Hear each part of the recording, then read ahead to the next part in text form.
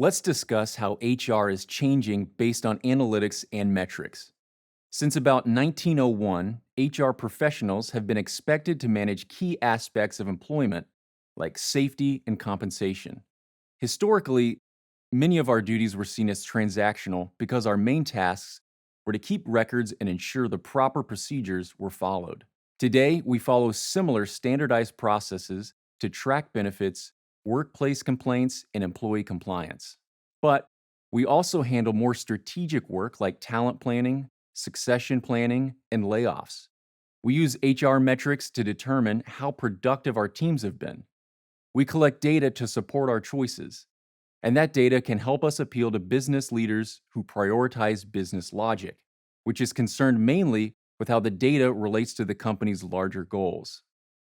As our society's values change, so do our industry standards. Newer technology makes it easier to keep statistics and analytics precise.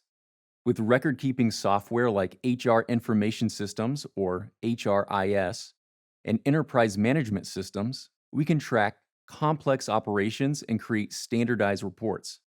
These systems also offer the chance to customize reports so we can have the exact information for our circumstances.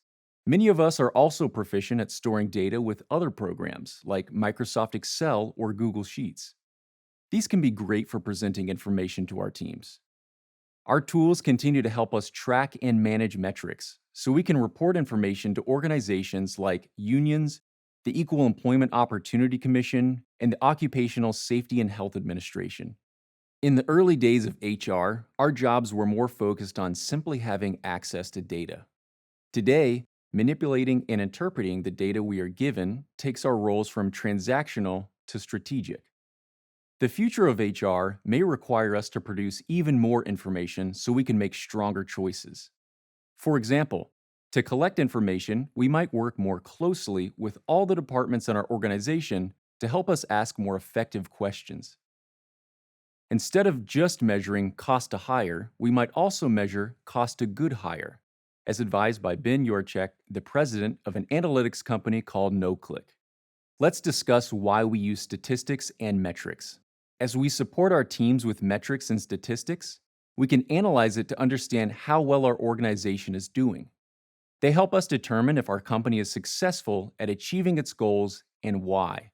The better we are at using metrics and statistics, the easier it is to become strong business partners with all of our departments. Let's take a closer look at how this works. There are plenty of benefits to using statistical metrics. Managing information is key because it allows us to meet our demands of our roles. For example, when we measure aspects of employment like employee satisfaction, engagement, and well-being, we can report how effectively our organization handles human capital, which is the most valuable asset in any organization. Researching absenteeism rates, for instance, can tell us who might be taking too much time off and when our employees are present. We use this to help people plan their schedules.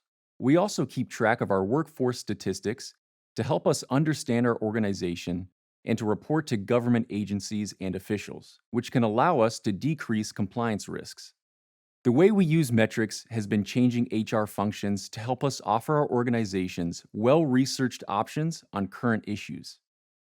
HR metrics and data analytics will continue to evolve through technology, and this brings us the opportunity to learn the best practices for managing information.